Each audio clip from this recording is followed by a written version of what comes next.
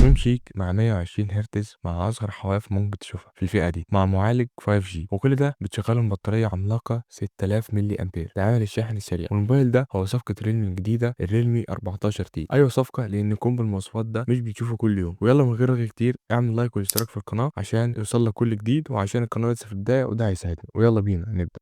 الموبايل بيجي بتصميم شيك، شكله حلو بسيط كده في نفسه، مفهوش اي افتكاسات او بهرجه. بيجي طبعا من البلاستيك المتعارف عليه في الفئه الاقتصاديه. الموبايل سمكه 8 مللي مع تخانه 196 جرام، فمسكته تبقى مريحه جدا في ايدك. والظهر فيه كاميرتين على شكل عدستين كبار زي ما انت شايف كده، ومعاهم طبعا الفلاش. وزي ما قلت لك التصميم بسيط، مفهوش حاجات كتير نتكلم عليها. ريلمي هنا فضلت البساطه في التصميم. اما بقى بالنسبه لوحش الكون الموجود هنا في الموبايل، وهو الشاشه جايه بحجم 6.67 انش بدقه فول اتش دي بلس، مع معدل تحديث بيوصل لحد 120 هرتز، مع اصغر حواف ممكن تشوفها عينك في الفئه الاقتصاديه. ودي الصراحه حاجه بسطتني جدا، ان ريلمي ما ربطتش موضوع الفئه الاقتصاديه بحواف الشاشه، او ضحت باي حاجه تخص الشاشه. واخد بالك يا سامسونج؟ الله، وانا مالي يا لمبي.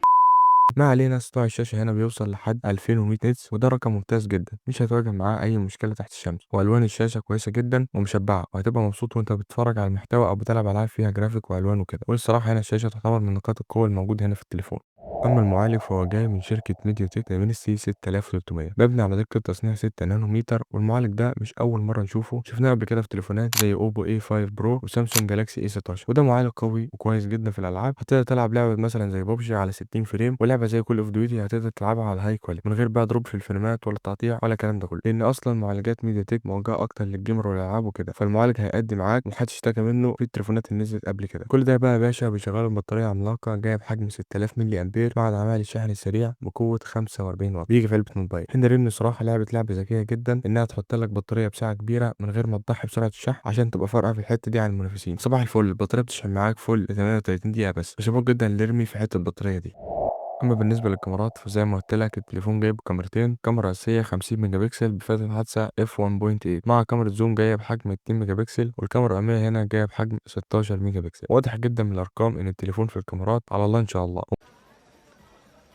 ايه القرف ده يا جدعان؟ في ايه؟ ومش بتاع تصوير خالص. برضه انت في الفئه الاقتصاديه اكيد التليفون مش هيجي متكامل في كل حاجه، بس من الرغم من كده التليفون مش هيكسبك خالص. لو انت مثلا في خروجه حلوه، او انت في فرح صاحبتك وعايز تاخدي لك كام صورتين، التليفون هيبقى سندال وهيسد وهيطلع صور مقبوله. هتحتاج بس شويه ايديت والدنيا هتبقى جميله. والكاميرا السيلفي نفس القصه. وبرضه انت في الفئه الاقتصاديه فما تنتظرش كتير، لان ريلمي هنا ضحت في الكاميرات، ولكن مقابل ان هي تديك شويه ميزات، او اديتك شويه ميزات قويه في الشاشه والتصميم والصوت الاستوديو اللي هنتكلم عليه النقطه الجايه، وشويه خصائص كده برضه هنتكلم عليها في النقطه الجايه. فتمام، يعني الكاميرات دي ممكن تتغاضى عليها، وبرضه هقول لك رايي في اخر الفيديو.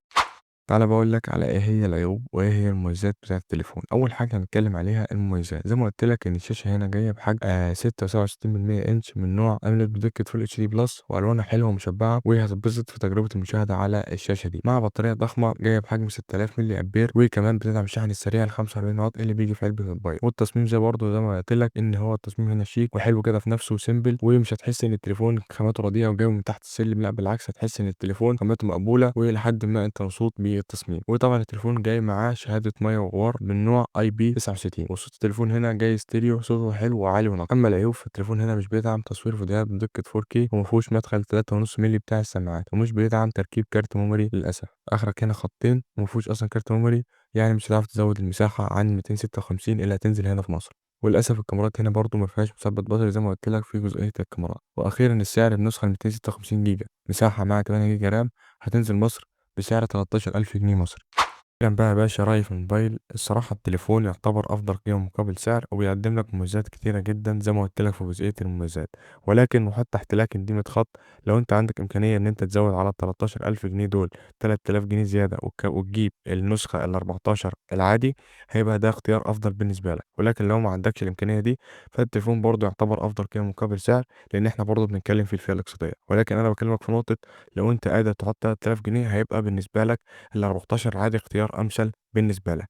وبالمناسبه انا ان شاء الله هنزل فيديو على القناه يوم الخميس على ال 14 العادي اللي جاي من شركه ريلمي، اللي برضه يعتبر في السلسله بتاعه الاخوات دي. احنا اتكلمنا المره اللي فاتت عن ال 14 برو بلس، ودلوقتي اتكلمنا عن النسخه الاصغر ال 14 تي، وان شاء الله يوم الخميس هنتكلم عن ال 14 العادي. وبس كده، انت كان معاك الخديوي من قناه دوبيفون، وكده انت معاك الكبسوله بتاعه ال 14 تي. اشوفك ان شاء الله في فيديو جاي، والسلام عليكم ورحمة الله وبركاته. ما تنساش طبعا برضو تعمل لايك واشتراك في القناة، عشان انا اخوك ودعمك هيفرق معايا جدا. وباي.